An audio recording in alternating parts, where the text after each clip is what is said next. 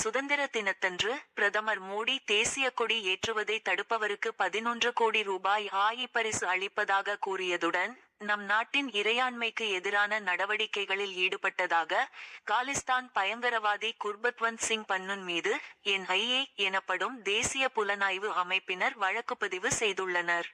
நம் நாட்டின் பஞ்சாபை தனி நாடாக அறிவிக்க கோரி காலிஸ்தான் பயங்கரவாத அமைப்பு செயல்பட்டு வருகிறது.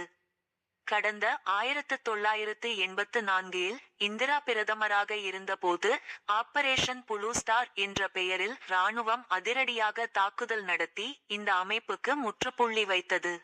ஆனாலும் இந்த அமைப்பின் ஆதரவாளர்கள் பல்வேறு பெயர்களில் நம் நாட்டிலும் வெளிநாடுகளிலும் மறைமுகமாகவும் நேரடியாகவும் செயல்பட்டு வருகின்றனர்.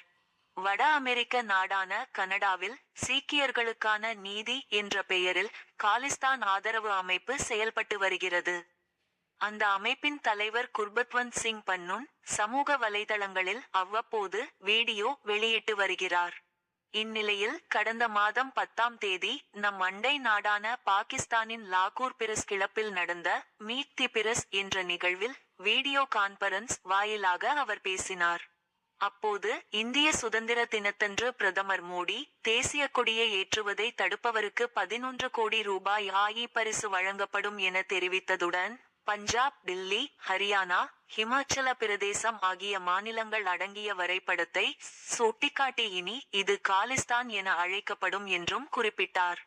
இது இந்தியாவின் இறையாண்மை, பிராந்திய ஒருமைப்பாடு மற்றும் பாதுகாப்பை சீர்குலைக்கும் வகையில் இருப்பதாக கூறி குர்பத்வந்த் சிங் பன்னுன் மீது NIA வழக்குப்பதிவு செய்துள்ளது. இதில் சர்வதேச அளவில் தொடர்புகள் இருக்கும் என்பதால் மத்திய உள்துறை அமைச்சகத்தின் உத்தரவின்படி NIA அமைப்பு இவ்வழக்கை விசாரணை நடத்தி வருகிறது.